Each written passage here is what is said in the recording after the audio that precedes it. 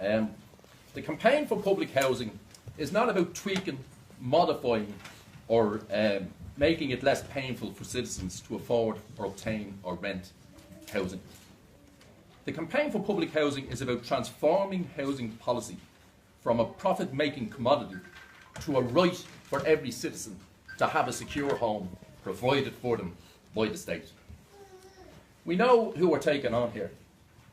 We're challenging the neoliberal ideology and its economic base at the root of this crisis in housing. The state has abandoned the citizens' need for a roof over its head to the private sector at this stage almost totally. The private sector's only interest is profit. The state does this by subsidising the cost of paying your rent or buying your home through various subsidies and grants, HAP, ROS, leases and various tax incentives, etc.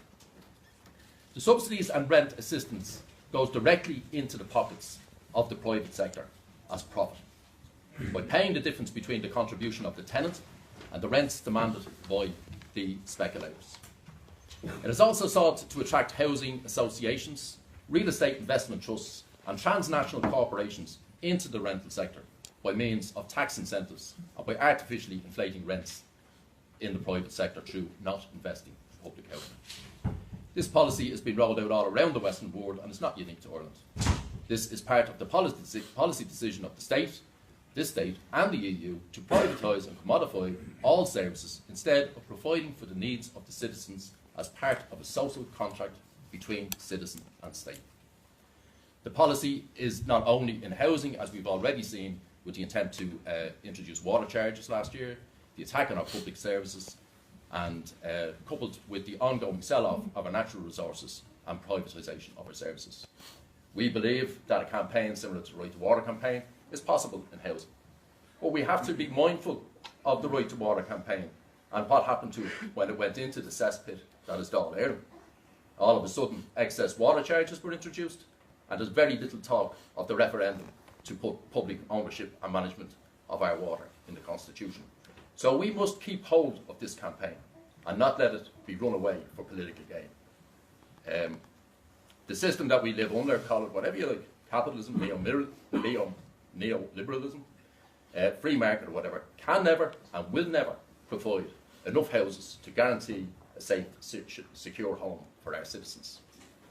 We believe a sustained and continued building programme of public housing, built, managed and owned by the state, will bring an end to the failed housing policies of the past and end the crisis once and for all. It will also stabilise and reduce property prices and rents as the abundant supply of public housing will end shortages, congestions and homelessness and the constant cycle of boom and bust in the housing market. It will also provide decent union jobs for the construction sector on a permanent basis, not fluctuating through the bust and boom in the property market. The properties that will be built by the state sector will be high quality. They won't be what was built by the private sector during the boom. We ended up with the Priory Halls and the Longboat Quay and a plethora of other substandard accommodations. The public housing stock will be a state asset and a natural resource of our people that will pay for itself over time, both financially and, more important, socially, as the precarious and uncertain nature of private rents, unaffordable mortgages and fluctuating interest rates will be removed from the equation permanently. With the profit element removed, this profit, instead of going into the pockets of the elite to be lavished on themselves with luxurious lifestyles, will remain in the pockets of ordinary working people to be spent in their local communities on the other necessities of life, thus creating economic activity which will create other jobs as a spin-off. We do not seek a compromise or an accommodation with neoliberalism, which always only leads to a temporary solution to a problem, till the people are confused and frustrated, and eventually the ruling classes come back to their old position and change things back in their interest again. Our demand is to transform housing into a social alternative that is public housing for all our citizens, universally available on the basis of need, as a right afforded to all our citizens. The campaign is supported by a number of organisations, both political and community and housing action groups, etc. The difference with this campaign is, although there are political parties involved, you don't see any banners around here saying, join such and such a party, phone, talk to Joe, Dole, 0876737. There's none of that. This campaign is about solving the housing issue for our people. It's not about electoralism or anything like that. So if that's your interest, you know, we're not really interested. So we encourage all like-minded people and groups to get involved in the campaign for public housing to help to bring an end to the permanent crisis in housing. We also would encourage trade unions to get on board and all other like-minded groups. I'll hand you over now to our first speaker, Brian Leeson, who's going to give a presentation on public housing, and it'll be followed by a short question and answers. Thanks.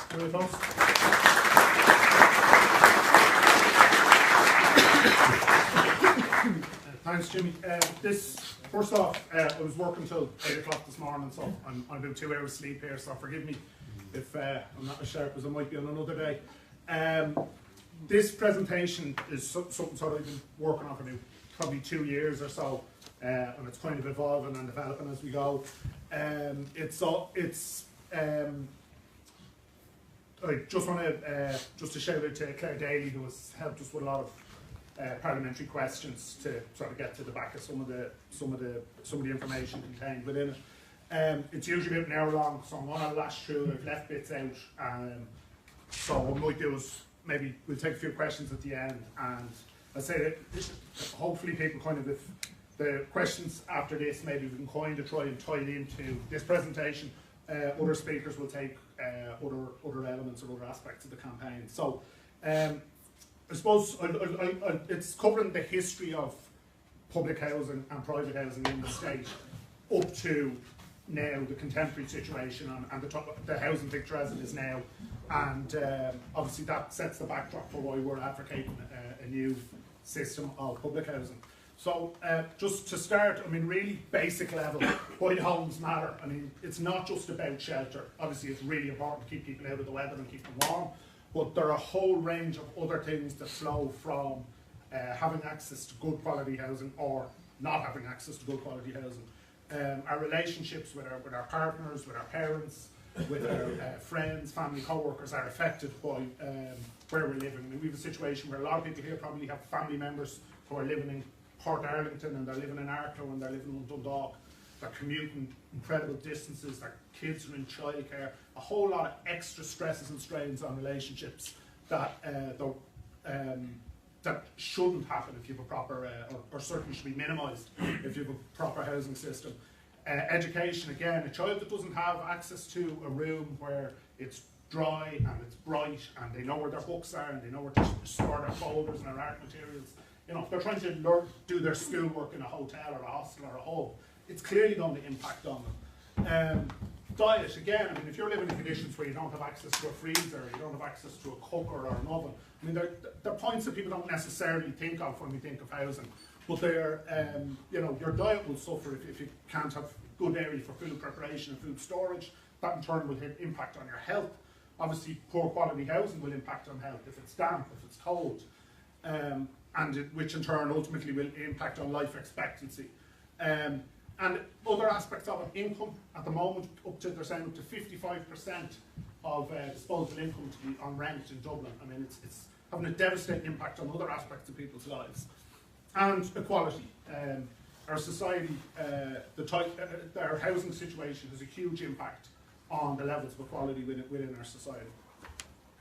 The type of homes we want people to have: quality, well built, suitable for their needs, in a location that's relatively close to family and work and friends, and that it's affordable. And when we say affordable, you know, we're talking somewhere in the region of 15, 20 to 30% of disposable income, dependent on obviously what someone's overall income is. As I said, we have a situation now in Dublin where people are paying up to 55% of their disposable income.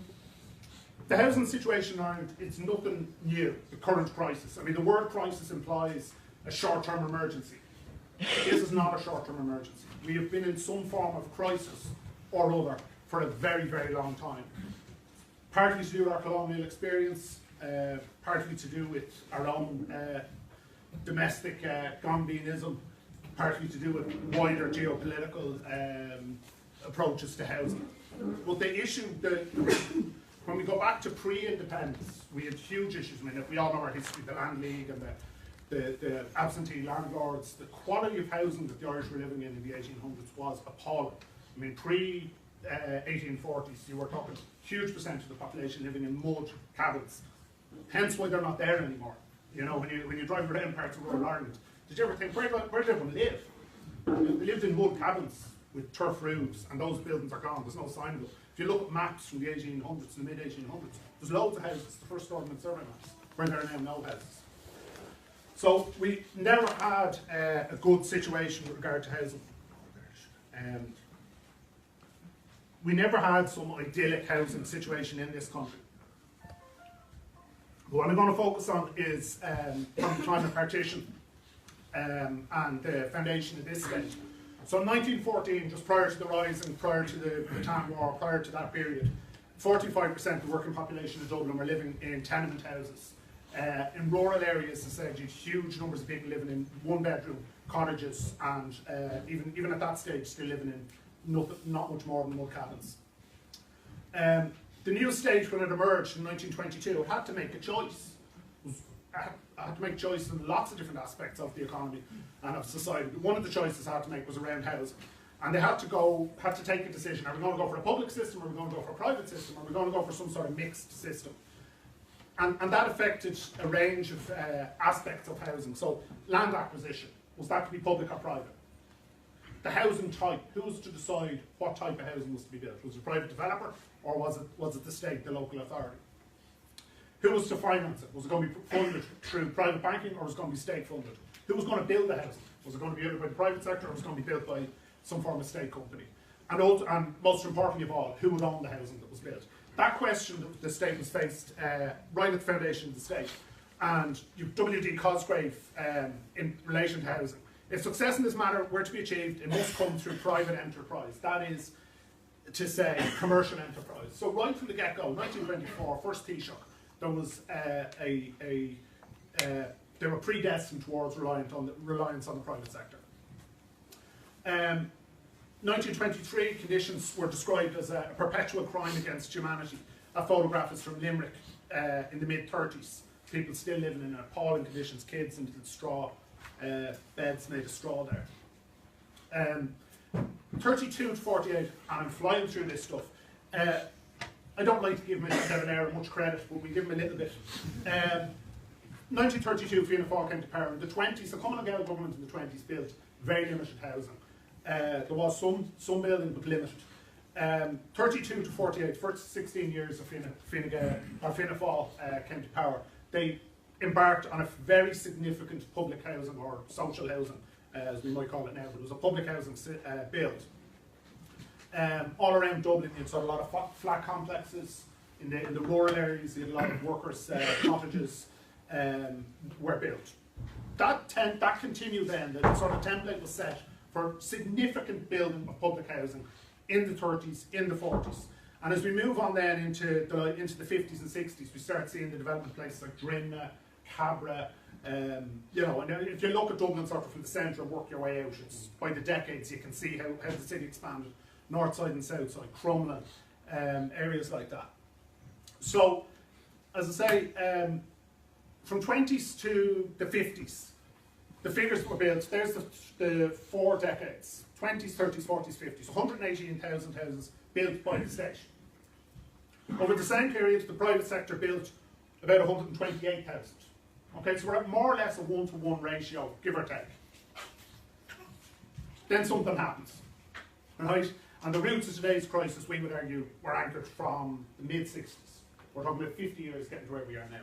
And what happened at that point was a number of factors came together. First off, we had the Red Scare, Reds under the bed, post-Second World War, and a belief that you could use housing as a tool of social engineering.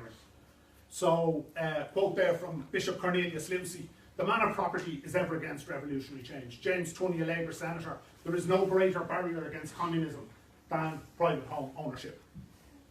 The EBS, when I started this presentation a couple of years ago, the EBS were gone.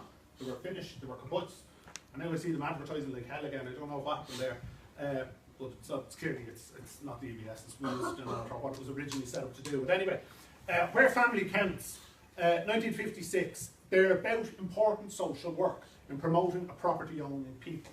So into the 50s and 60s, there started to be a strong push from the banks, religious, and the cute hero politicians, moving towards a privatised model. Okay. Now, the roots of sort of the Galway tent and the close relationship between developers and politicians over the allocation of contracts to build the properties, over the allocation of the flats once they were built, all of that kind of cronyism came into the system in a big way at this point. 1966, C.J. Hyde, when he was Minister for Finance, in the Finance Act, introduced legislation which allowed for people who were living in a council house to buy the house, i.e. to start. Now, there had always been schemes for people to buy, but this was a standard scheme across the state where people would be able to buy their housing, buy their council housing. And that's important as we move along. Yet then, as we moved on into the 70s and 80s, in the 50s and 60s, AIB, Bank of Ireland, none of these banks had a big role in the mortgage market. People went to building societies, they borrowed off the local authority, or they rented from the local authority. But from the 70s, moving sort of into the 70s and 80s, more and more the big commercial banks started moving into the home ownership market, or the home mortgage market. You also then had a series of tax reliefs, which people know all about, and I'm not going into detail of the different ones, and a general deregulation of the financial sector. So you started to get a flow of private capital coming into the housing sector in a big way. So, from the 1960s to 2015, we had 210,000 houses built by the state. A significant number of houses, okay? Do you remember the first figures, the first 4 decades, we were more or less 1-to-1 ratio, give or take? At this point, what sort of ratio do people think we've moved to? Right? 1.3 million the private sector built, right? So we're about 6-to-1. Okay? In 2015, the ratio was 160 to 1. 160 to 1 in 2015. And about, depending on whose figures you take, 60 to 70 to 1 in 2016. Now, there's disputes over how many houses were actually built last year, depending on whether you're going off ESB connections and all this sort of thing. But the ratio has gone from 1-to-1 to sort of 6-to-1 to, in the last number of years, as I said, 160 private houses were built for every one public house in 2015. That was the worst year on record. Last year was marginally better. So this is where we talk about the privatisation of housing. You moved from a situation of the state in the 20s, 30s, 40s building significant numbers of public housing and people accessing, being able to rent, people being able to borrow from the likes of building societies and from local authorities into sort of full-blown health tiger era where land acquisition, land speculation, construction, financing and ownership had all moved dramatically towards the private sector. So after sort of 2007, we kind of hit the perfect storm. Not going to go into all, we all know what happened. Massive crash, global scale type housing crash. And subsequent to that then, the pattern had started before this because we had a period of unaffordability. As people know, kind of 2003, 2004, housing just started getting beyond the sort of way beyond the average person. So the nature of the housing market started to shift. So in the early 90s, you had an owner-occupier rate. Now, owner-occupier includes people who own their house outright and people who own their house via mortgage. So they don't really own it yet, okay? But it was at about 80%, which is pretty high. And then you had roughly 10% private rental and roughly 10% in social rental, social housing. By 2016, owner-occupier by last year had dropped to 68. Local authority was at 10. The big jump is private rental had doubled. Right? And a lot of that happened in the last 6 years. There was an incremental increase happening from the kind of late 90s into the noughties. But once the crash happened, you had a dramatic spike in private rental. So this rise of the private landlord is a really important part of the housing picture. So just here's some figures. These came from a report, the Department of, another thing none of us were too keen on, the local property tax. One advantage that came out of it was you were able to get data on people and how many homes they owned, or at least how many homes they were registered to pay local property tax on, right? Now, we started using those figures, I don't know if Ron is here, we started banging the questions into the Department of Finance, discovered that some of their figures were wrong, and the reports they've been producing each quarter, up until last year, they stopped producing. Okay? So they're still producing the report, but they're not including this information. It was at the back end of the report, local property tax statistics. Go look at the reports, they're all there every quarter, up until we started asking questions, and then suddenly they stopped including this information. And from the couple of years that there was statistics there, there's an upward trend in the number of landlords and in the number of properties the landlords own. So for example, as we sit now, about 550,000 houses are owned by 175,000 people, okay? So if we run through that quickly, 120,000 people own 2 houses each. A lot of them would be holiday homes, a house they inherited, that kind of thing, right? But they are registered for 2 property tax, not necessarily landlords, but registered for 2. This is sort of where the next 3 I think are really interesting. You have 45,000 individuals, and that could be a person or a company, right, who own between 3 and 5 houses. 45,000 people own between 3 and 5. You have 7,800 individuals who own between 6 and 10 homes. And you have 2,100 who own between 11 and 20 homes, right? So that cohort between there, the 3 to 20 home category, which I suppose they might call the small landlords, right? They're not your big mass landlords as such. They control 230, 240,000 houses. That just did not exist as part of the property scene here 20, 30 years ago, 40 years ago. It's a relatively new phenomenon. You move up then, there's 800 individuals, which includes companies, who own between 21 and 50 houses. You have 200 individuals who own between 51 and 100, and you have 100 individuals who own between 1 to 200.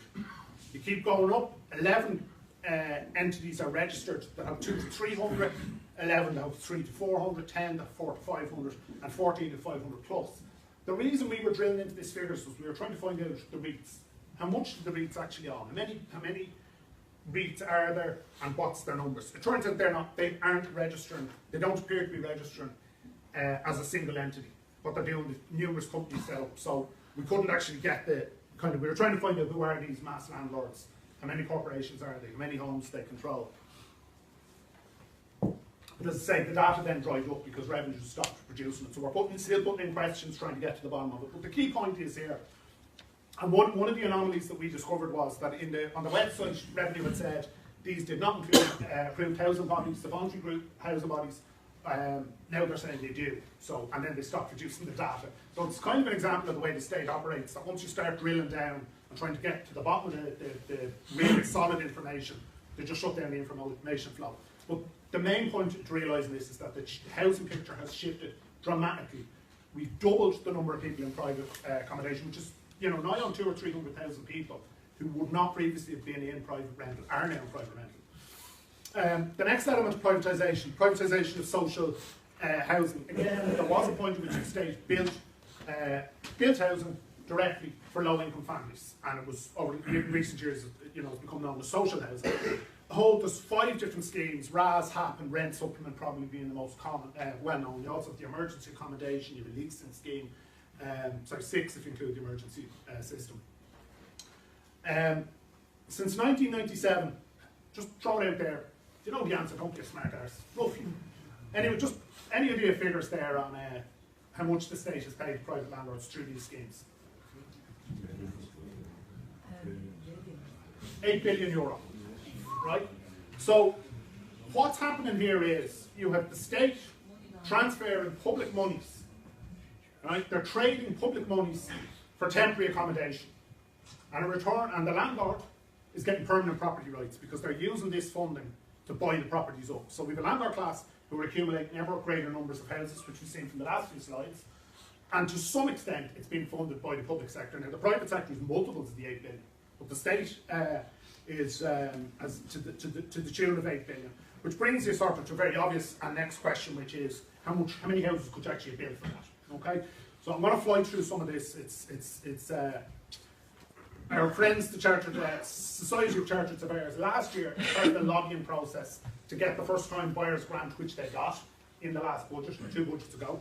They produced this report on how much it costs to build a house. So, very briefly, what they call the hard costs of actual construction, materials, labour, the site work, site developments. That's the building, the groundwork, your footpaths, your lighting, your roads. Roughly 150,000 for a 1,200 square foot house, which is a decent sized house. I mean, your average kind of council house is probably around the 900 square foot. So if you're thinking of somewhere like Lucan, you know, that'd be the kind of size you're talking. In fact, Lucan's probably more like 1,100. You know, it's a decent sized house. 150,000 for the hard construction costs. Then comes the soft construction costs. There's nothing soft about it if you're paying for this, by the way. Right? Professional fees, 5,500. Levies, local authority, 11,000. Sales and marketing, that's the estate agent. €8,000 of the cost of the house when the developer sells a new house is for the claim is for sales and marketing. The margin, the profit margin to the builder, 37,000 per unit, right? Land costs they're putting in at 57. Finance costs, this is incredible. The private sector are saying it costs they've to pay 20 grand in interest on the money they borrow to build their house over what, 9 months? Now, if you're paying for that through a mortgage, you're basically paying back double. Okay? So, like, they borrow money to build your house. They pay interest on that money, they say. And then you buy the house, and you have to pay for the interest. And you probably go and borrow your money from the same bank they borrowed their money from to build the house. And if you're paying by a mortgage, that's going to probably cost you the best part of 40,000 to pay back that 20,000 as part of the overall cost. And finally, VAT, 180,000. So the hard costs, the actual construction, materials, labour, the thing that makes the house 150, and all of the rest 180. So they come up with a figure last year of 330,000. Now, how can public housing do it differently? There's lots of ways we can reduce it. Using public land, you can access finance cheaply. You take out profit margins, you can take out VAT, you can take out charges, you can take out levies. You can bulk purchase materials. I mean, think, you know, if the state goes to, Kilnessen's concrete, we need concrete to build 50,000 houses. We need windows for 50,000 houses. You're going to get some good prices. And again, the state can use salaried staff for planning and design. So you're not having to put everything out to consultants and so forth. So public housing, roughly, I've come up with figures around 185 for 3 beds of this sort of size, right? Or sorry, the smaller size, the 1,000 square foot, which is still a good size home, very suitable home for particularly modern family sizes. 185. Subsequent to this, people will be aware of their Coulon cooperative out in Ballymun. They've physically built 2-bed, semi-detached houses for 140. Built. And that includes, that's only on a scale of 49 houses. They weren't building 49,000, they're building 49 houses. They got them down to that. The 3 beds were up around the 200 grand mark. So housing can be built significantly cheaper than the private sector is doing. On the mortgage, loads of slides, and I'm not going to go into it. One figure, I'm just going to show here, is if you imagine a house that's under mortgage for 100 years. Now, what I mean by that is that I buy the house, I pay a mortgage on it for 33 years, and then when the year I finish it, I sell it to Éirígí, and Éirígí buys it, and she pays the mortgage on it for 33 years. And when Éirígí is finished with it, she sells it to Jimmy, and Jimmy buys it and pays the mortgage on it for 33 years. Do you know what I mean? So it's under continuous mortgage, which a lot of houses are. There might be 5 and 10 year gaps, but they're constantly under 10. Oh, man.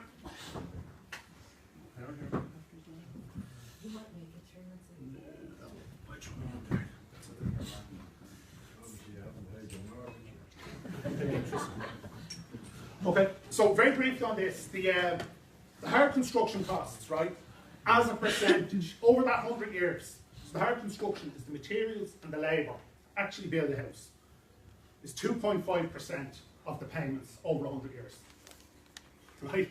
So all of the rest, a full half of it is interest, and the figure is somewhere around 3 million on an average house will end up getting paid over that. The rolling cost of it, 1.5 of that going in interest. On the more expanded version, I'll go into the detail of that, but I won't now. So, very briefly, the consequences of housing privatisation that has happened, right? chaotic provision of housing, devastating to the environment, devastating to on a social basis, and devastating on an economic basis. Leeson being a case in point, 6,400 houses built for a population of 28,000. 1 in every 4 people in another house. And as of last year, 1 in 3 of them were sitting empty. Right? So absolute chaotic provision of housing. Look at any of the main roads out in Dublin of a Monday morning. Look at that, tens of thousands of cars streaming into the city. Crazy stuff, absolutely crazy. The wider economy, absolute. The privatisation, by its nature, has a boom-bust cycle. And every time it goes bust, it will most likely pull the rest of your economy down with it. So it's been disastrous from that economic point of view. Mass emigration, that isn't just socially devastating, it is very expensive to educate people. When you educate them up to the age of 20 and then they get in a plane and go to Australia or Canada, they go, delighted, thanks very much Ireland. Thanks for giving that, you'd spend maybe 100 grand educating that child. We'll take them with their skills and we'll put them into our workforce. So we were losing 40,000 people a year as a result of the crash, which was directly linked to the property, which was linked to the privatisation.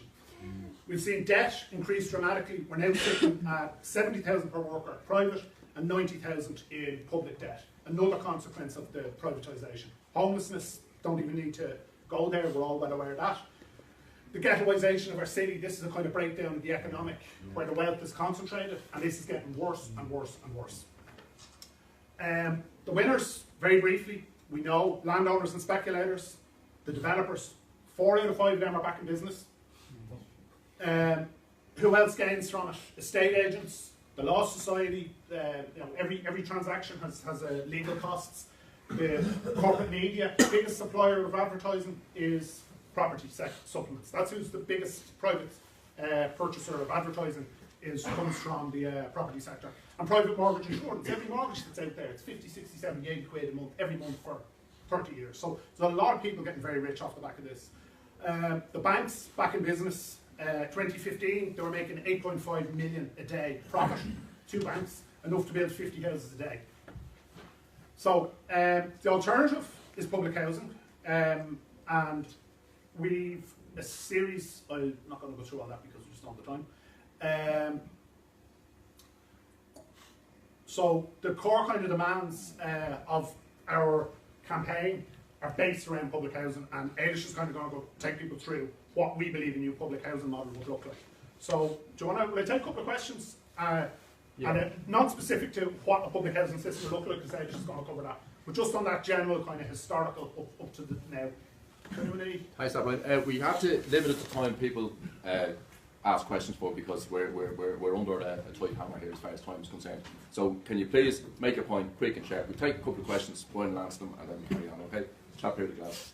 Brian, you've been saying that the state built all of these houses, but I assume it was the individual local authorities. Yeah. So what I'm curious is if they had their individual design teams and building teams and things like that, and free to take their own initiative. I mean, is it all the state, or what can the local authorities do? Well, I mean, the historic, I suppose, from the historic point of view, the state built was local authority. At one point, it would have been direct construction employed by the council, and then the latter end employing contractors to do it, you know. But certainly, I mean, Éirígí will touch on it, but certainly we're advocating for a model where it would be local authority would be the primary developers, and that it would also be integrated into what the communities are going to occupy them as well, what they want, you know, that it's not this build another Tala, just masses of houses without resources, you know. But yeah, local authority would be right in the middle of it. Probably with a state construction company doing the actual physical build. Thanks, that way. We have a number of questions here now. I've seen 4 people with their hands up. You put your hands up again. We'll take the 4 questions and we'll try to deal with them, okay? Charlie here, Des, lady here, somebody else. Chap down the back there with glasses. Okay? Yep, go ahead, Great presentation, thanks a lot. The immigration was there during the 50s and 60s as well, and it hid a lot of that problem. A lot of people emigrated because they couldn't get a house, and a lot of people put their names on the housing list, and then somebody crossed them up, and then because they were abroad, and their name was taken off. So I think that's going to be another factor as well, and I think it'll have to be a demand that if people are, from here, and they put themselves on the housing list, that their name doesn't come off it if they have to emigrate, but it's there to be offered to them if they want to come back, and if they don't want to come back, well, that's fine, then it can be offered to somebody else. Charlie? Indeed. Yeah, well, I also agree, and thanks very much now for your presentation. It was absolutely excellent. I love it like when it's quick to the point, because at least the points were made, you know, and that is terrific. Well, my own point is this, is actually, you know, when you mentioned at the start, you mentioned that there's a political, you know, backing on this, you know. I myself personally would challenge that and refute that, you know what I mean?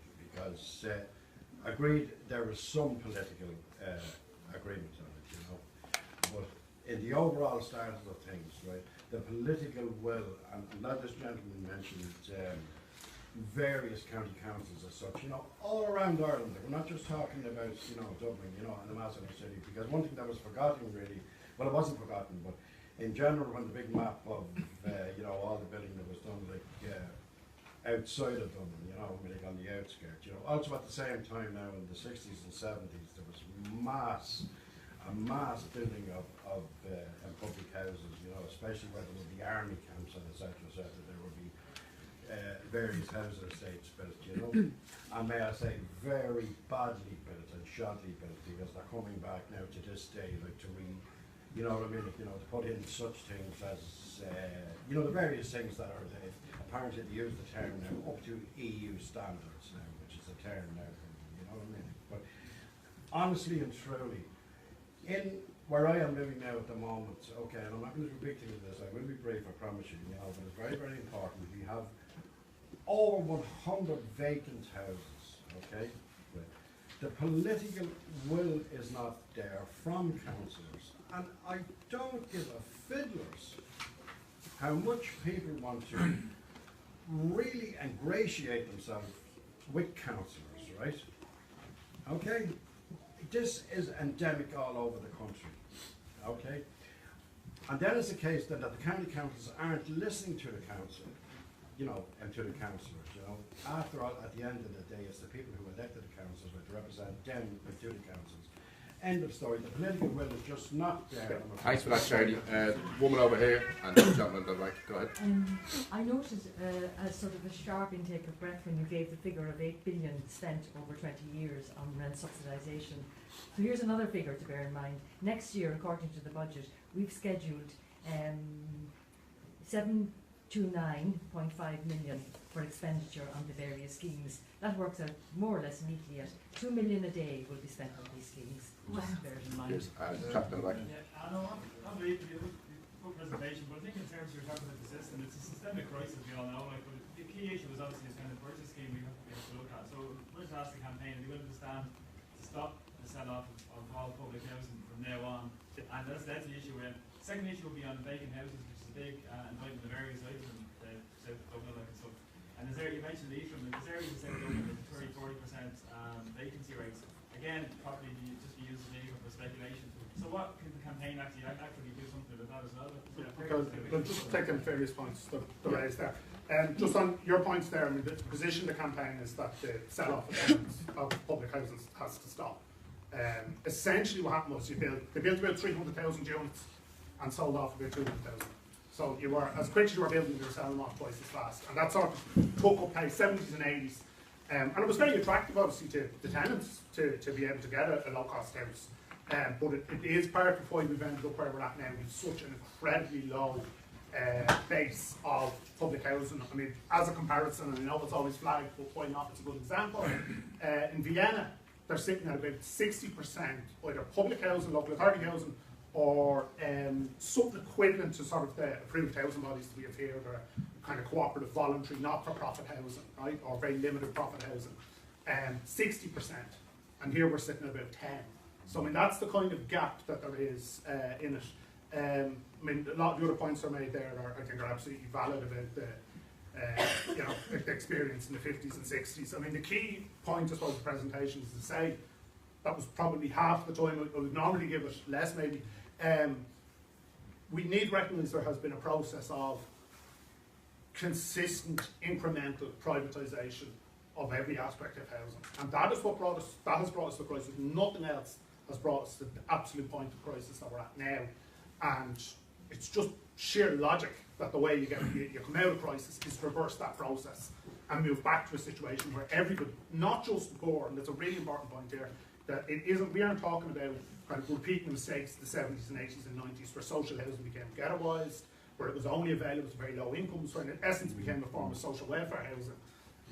Plus then we get AHBs and others taking the kind of the certain tenants that they felt would be all right, and then concentrating problematic tenants into certain social housing developments.